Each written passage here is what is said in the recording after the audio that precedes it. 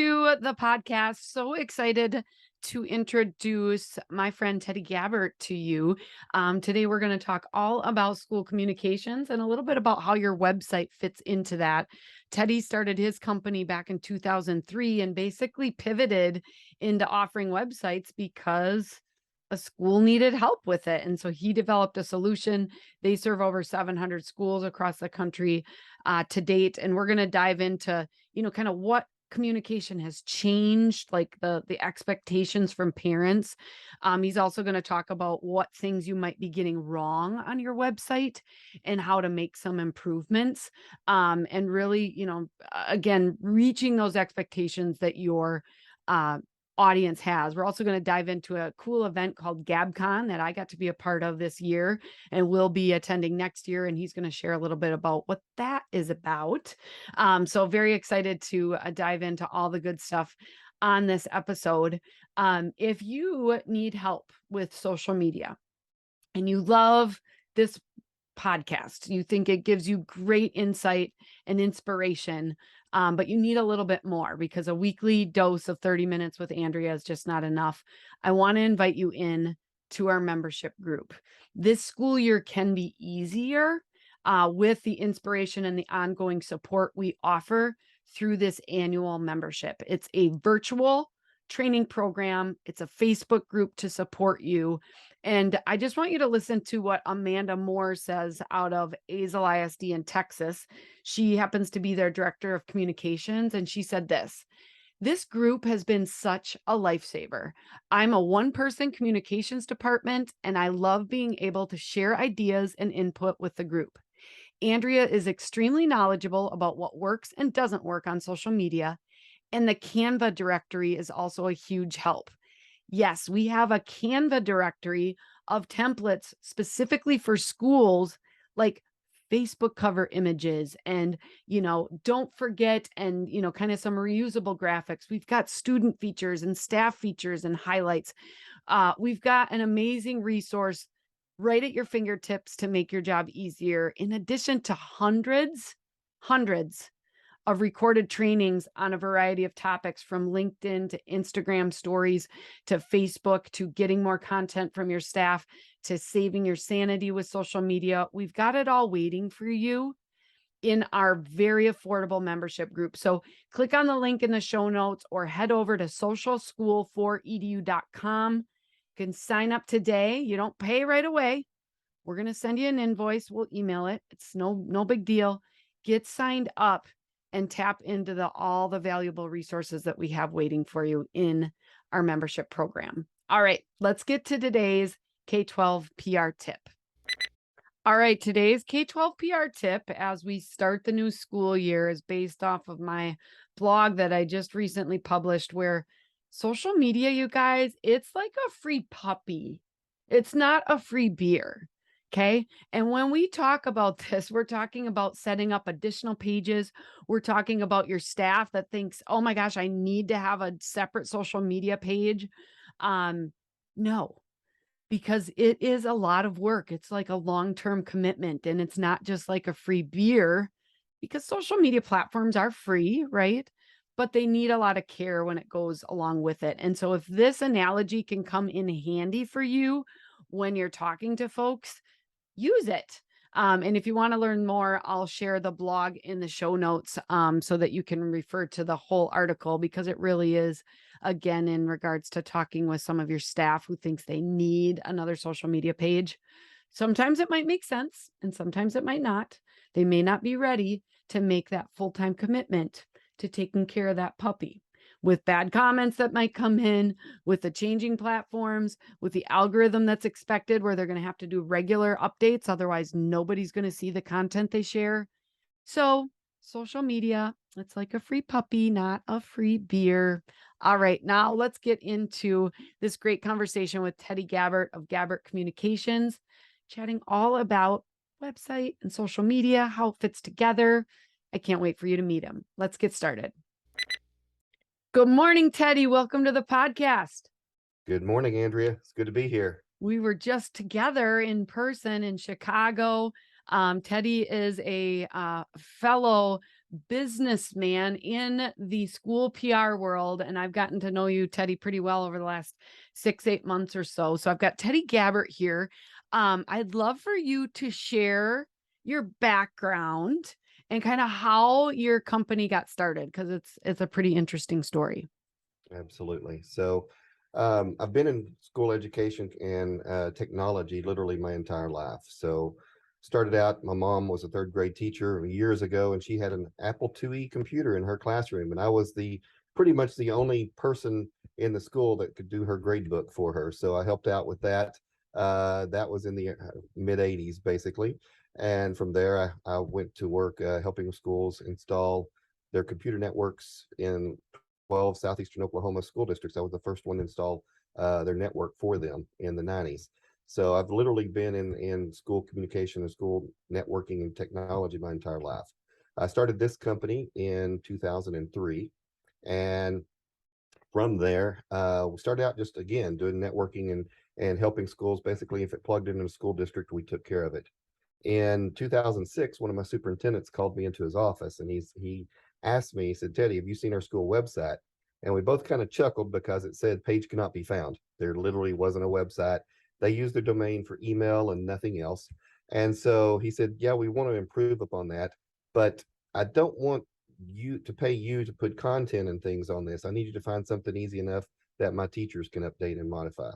So after going out into the industry and looking and trying to find something, I came back with the solution of there really isn't anything that that your teachers are going to be able to do for this. And he challenged me to go and build something for them. So that's really how we got started with no school website business. The spring of 2007, we provided them with their first website. And honestly, I thought I was done with websites forever at that point. Um, 3 months later, the school down the road called me and said, "Hey, we want to do what they're doing." And so we fixed them up and got them up and going. And early in 2008, I told my wife I was going to go on a little road trip and just talk to a few other school districts. That road trip turned into 3 weeks, and we had 16 more schools sign up to use our platform. So that was really the start in 2008 of really getting things rolling with this. And we've been hard at it ever since. We now serve over 700 school districts in 27 states. I love that story. So this is Gabbert Communications, and you got your start in Oklahoma, is that right? That is correct. So you have a lot of folks down there. But I love your story because it's kind of a lot like mine in regards to I started doing social media for businesses, and then a superintendent's like, "Hey, I need help with Facebook and Twitter and YouTube. I don't have the time or the bandwidth to do it."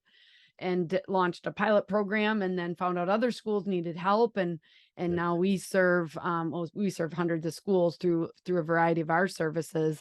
But you didn't start out that way. You were just doing a lot of networking and things for the schools, right? Yes.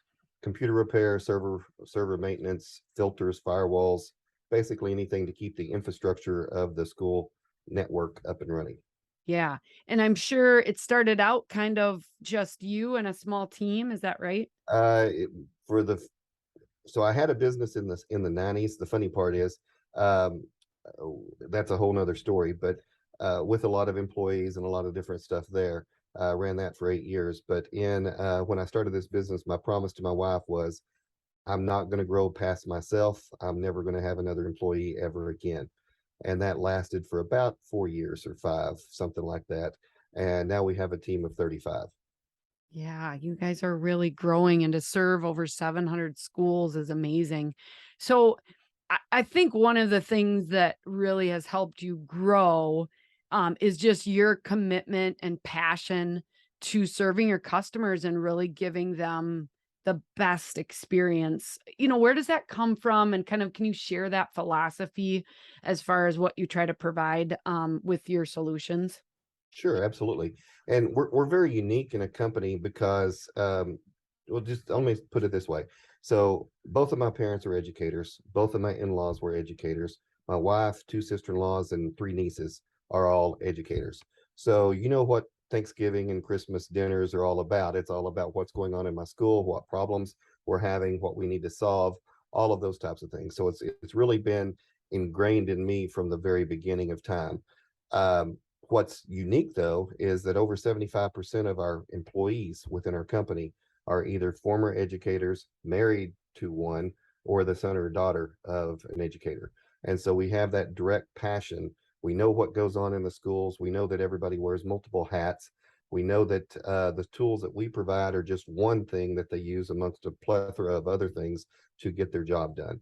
And so I think that really drives us to make it as simple as possible, to make things flow easily and integrate as much as possible, because every minute saved here is a minute that can be used to focus on a child's individual needs. Yeah, absolutely. And having, just good partners and good platforms that are going to be easy to use are essential. So if your school district is struggling with a website right now, Gabbart Communications would be a great choice. Of course, we're connected with a lot of different companies that provide this, and some of them have been guests on this podcast. But Gabbart might be one that you hadn't heard of, and I didn't really hear a lot and know a lot about you up here in Wisconsin. Although I think you do serve a school here in Wisconsin, right? Believe we have one in Wisconsin. We actually have school districts. The core of our customer base is Oklahoma, Texas, Arkansas, Kansas, Louisiana, Missouri, Tennessee, and Wyoming, I Okay. believe. Basically, the lower central US is the core of where our customer base are. We're actually have schools East Coast, West Coast, but there's only a few in states out there. The core is right here. And a lot of that's based on the fact that when people move from one district to another, they take us with them as well. And so people typically stay within the same state. Yeah. So you've been in the game for quite a while, and you've seen a lot of changes since you founded the company in regards to how schools communicate and the expectations that parents have on our schools. So in your mind, what have been some of the biggest changes that your company has had to adapt to in order to respond to some of those expectations? Oh, very good.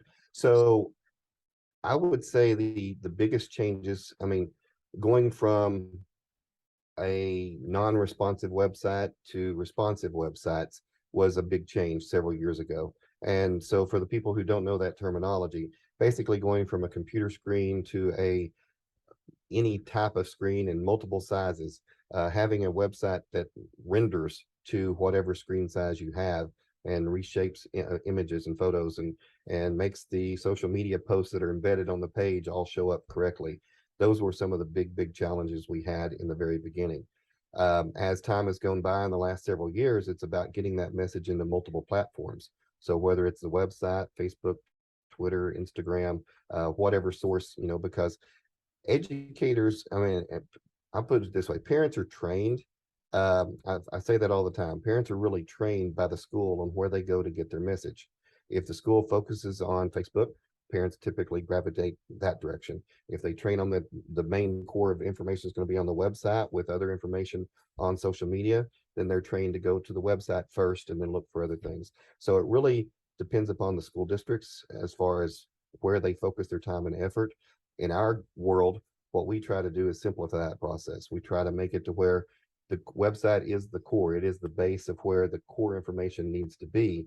But then announcements, news articles, celebrations, things like that are also shared out to the social media platforms and doing it all at one time. So they're not having to spend the time of doing individual items here and there. Yeah. And people like you are able to really take that message and I mean, just make it phenomenal and really make it look good and consistent across all those platforms as well. Um, Doing the custom work that you do is better in the realm of than what we're doing, because we're taking one message and making exactly the same on all platforms to simplify that aspect of it. Yeah. And most, I think most websites now have some element of that ability. Some make it easier than others, and some totally market themselves just off of that. And it's like, just, talk to your different folks and okay, my internet was unstable, so I reconnected it. So I'm Okay, just yeah, gonna, I lost you for just a minute. yeah, I'm gonna, I'll just cut.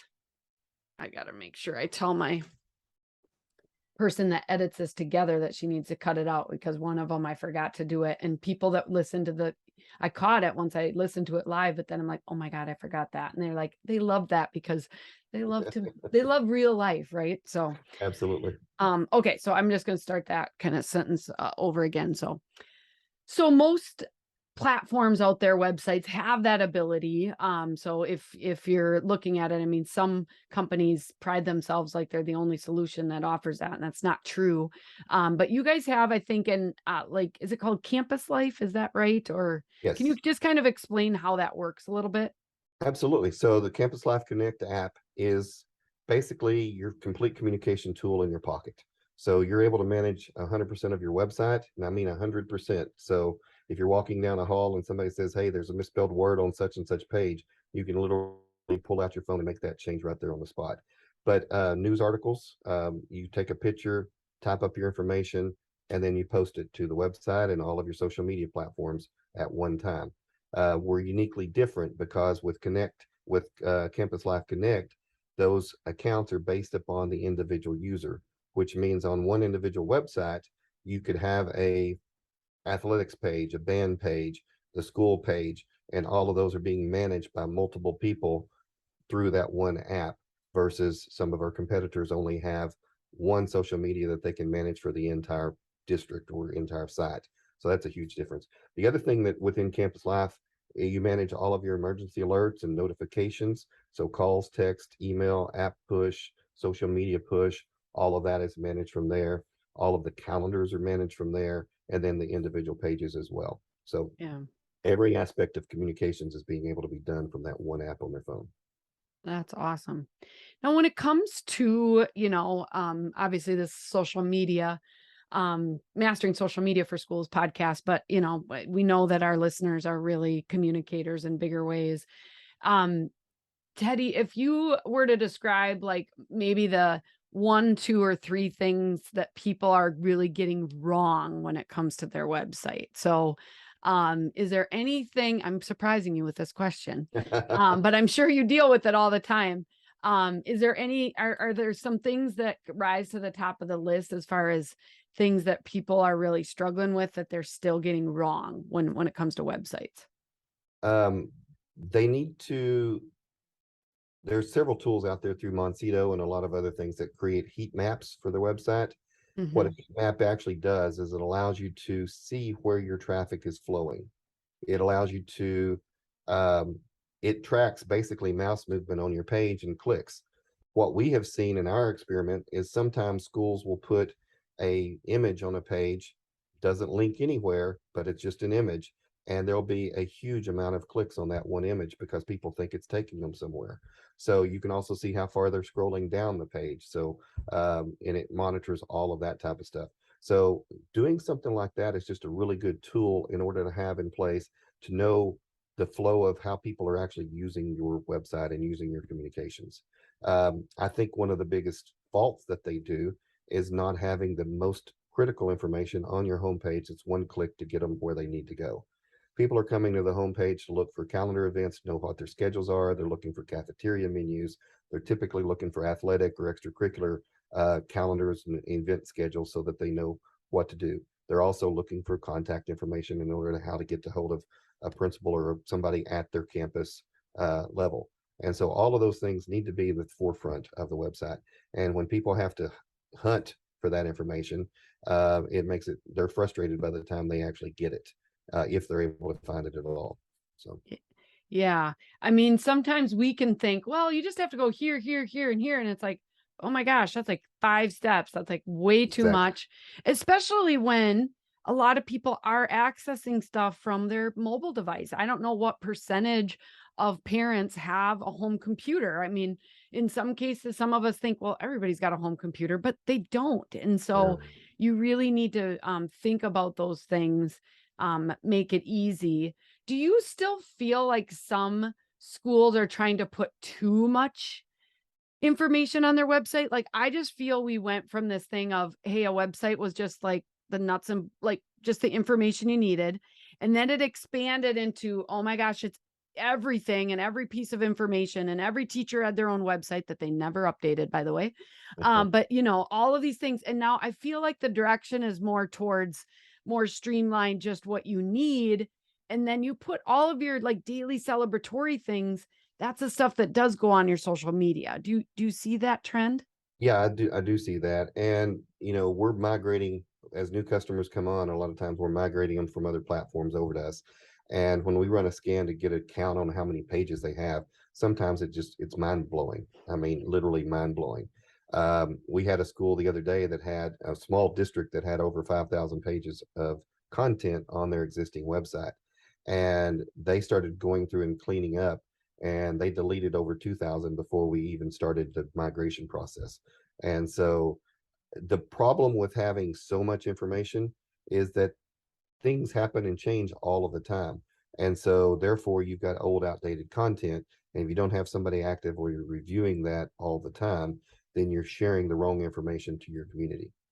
Yeah. So you really got to look at it from that lens of, And okay, I want to throw this in on the social media side of things as well. You probably already said this 1,000 times on this, maybe even on this podcast, but schools, in my opinion, almost have too many Facebook pages or too many areas across the board. And so they started, somebody gets engaged and involved and excited, and they go create a page and they start to keep it updated. And 6 months later, there hasn't been any post, there hasn't been anything on it, but yet all of that information has to be tracked and kept up with long term. So I think people really do need to highly consider things before they just create a new page for areas versus adding that content or adding a content editor to an existing page so that they can narrow that focus down for the parents. I love that you shared that, Teddy. You have been listening to some of my advice. I just my Well, recent blog article that I wrote was social media is like a free puppy and not a free beer. Okay. exactly. Because this Wisconsin girl is always going to take a free beer, but that puppy, not only my two daughters are allergic, so I can't take it, but that's like a 12-year commitment, right? When you get a puppy. And so that's how we have to think about social media. But the other thing is I was just doing our social media boot camp, and one gal was talking about, hey, all of these different organizations have pages. And so when she got into her position, she made one for the bowling team, she made one for the swim team, and then nobody updated it. So that's the other thing. Sometimes you think, oh, well, we've got to put all these pages out, and if we don't have one, we're going to start one. Well, that also is like trying to give somebody a free puppy, and that's not a free beer that, hey, if they don't take it, well, you can drink it yourself. You don't want that free puppy yourself. You don't want that other social media page to manage. So you really have to think strategically about that, because, and many of you are just walking into maybe a new school district where they have all these pages. You got to kind of rein them in, but it is very similar to like all the website pages. So Mhm. I like that you brought that up. Um, so I recently had the privilege. It was awesome. It was like the best conference at GabCon. So GabCon is something I saw a couple years ago because I'm good friends with Jason Wheeler, and I know he spoke at that. So, you run Gabbart Communications. You've started this GabCon that happens in June. What is that all about? Great question. So GabCon was initially started to keep my team home for the summer. And by that, what I mean is we believe in training, and we do a ton of training and providing that out to our schools. And so in the very beginning, we would do free on-site training to any of our schools that needed it. And so in the month of end of May, June, and July, we would put people on the road, and they would go into a school and spend a day or 3 hours, whatever, training the teachers on those teacher websites that you said nobody used. We actually had really good success with our teacher websites because it was simple to use, but it was also because of the school's dedication and having us come and do the training for that. So the last year that we did that in 2018, we had 6 people traveling for, I'm trying to remember. I don't even know the number. We were in well over 100 school districts in about a 6 week period of time. We traveled over 10,000 miles on the road, providing all of these trainings and sessions that we were doing. And we decided, the guys, there's got to be a better way. And GabCon was that solution. So what GabCon is it's basically, it started out just specifically for our customers, bringing them in, and we broke it up into 4 different tracks. So we've got the very beginning website user, somebody that's never used a website before or never used our platform before, for them to learn the basics. Then we have a track for the advanced user, and that advanced user track literally covers everything from embedding videos or video editing to using our online forms to using Canva to all kinds of extra training like that that goes into that. The next one was actually where you and Jason and Rachel Thomas all spoke, and that was in the track related to for school administrators and school PR professionals. And that track was really not even for our customer base. We're starting to reach people that are coming to this that aren't actually existing Gabbart customers, and we're really going to expand on that even more this next year. But it's learning social media. It's learning the best practices of how to do things within your school, how to promote your district to kindergarten parents, so that when they come in, you're now making that revenue on that new school student for 13 years versus marketing to high school or something where you have them just for a couple of years. So all of that type of training is a part of that. The fourth track is on our learning management system and professional development. So it's become a huge event over the last several years. This was our 4th year, and I've got to say for your listeners, in our surveys coming back in, Andrea had a 4.79 rating out of 5.0, which was a phenomenal score across the board. So we had a lot of survey results come in, and you had a 5.0 almost on everybody that came in there. A couple of 4s, I think, were in there, but you did Yeah, that's phenomenal. And I heard from, I can't even tell you how many people, how much they loved not only the keynote that you did, but the breakout sessions as well. yeah. So you kind of combine some keynotes along with all of those different breakout sessions, and you're not locked into one track. You can go to some of the others. It's Absolutely. very affordable. The food was amazing, and and like I said, it's super affordable. And so I will be back next year in June, back in Durant, Oklahoma. I think you always have it there, right? Yes. Yeah, we did it there the first year just as a, it was close to home. And to be honest with you, the feedback we had from the guests, the attendees, the food, the resorts, the pool area, all of the things for family and kids to do. I got in trouble the first year for not promoting it to bring your family. And so we've done that every year since.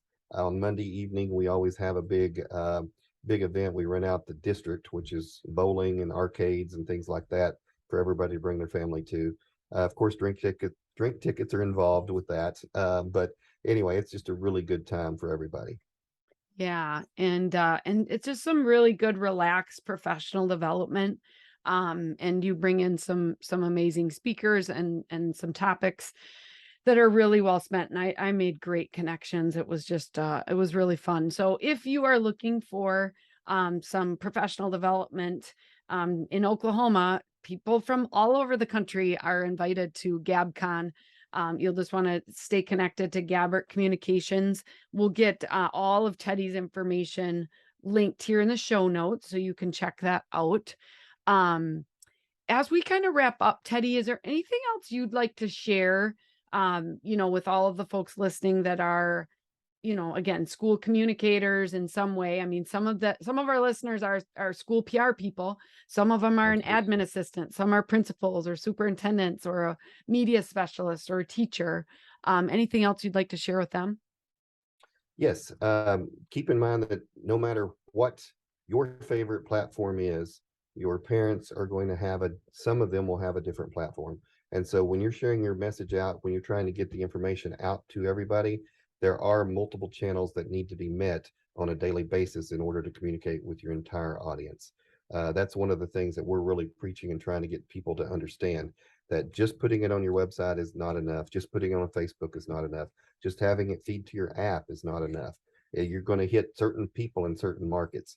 Another thing that we've ran across, and I've talked to literally the owners of 4 of our competition, four people in the same industry doing the same thing, and we're all seeing the same thing. The app, there's one company that really highly promotes the app across the board. Even if you promote your app as hard as you can, you're still only going to get maybe 20 to 25, 35 at the very 35% at the very, very highest level of people to download that and actually have that available to you. So you've got to have other sources and other ways of getting the information out to everybody. Yeah. And even when you do that, some people still not know, but, we'll sure do our best. Exactly. Exactly. But yeah, the expectations are changing and everybody kind of has a different spot where they hang out. So we've got to get that out there and tools like Gabbart Communication. I mean, they provide some tools to make that easy. So Teddy, if folks want to stay connected to you, what's the best way and what's the best way to kind of get more information about Gabbart? Absolutely. So Gabbart.com, Gabbart. We get misspelled quite often. So Gabbart.com is our website. That's definitely the best way of getting our information on our products. All of our contact information is there. I'm either crazy or I highly believe in our product, but my cell phone number is also on our website. It's also in the support channel. So we are a software as a service company. We are out there. If somebody has a problem, the faster we can get it fixed, the faster it's fixed for everybody. And so having our availability out to all of our customers is highly um, hopefully respected, but it's something that we do to make sure that we're there for everybody. So the website solution is great. Teddy@gabbart.com is my email address. I'm on Facebook. GabbartCom is our handle on Facebook and Twitter. So we can be found that way as well. Awesome. And I got to hear firsthand, not only at GabCon, but other places too, of schools that utilize you and like customer service, second to none, requests that have come in to get help.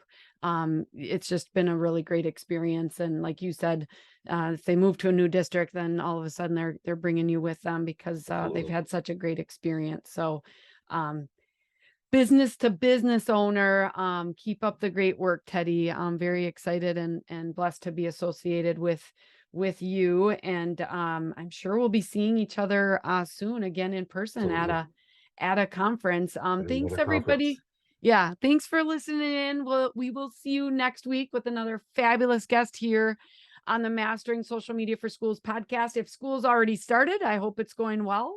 If it's starting soon, you got this. All right. We got to tell those stories. So we'll see you guys next time. Bye, Teddy. Bye bye. Thank you.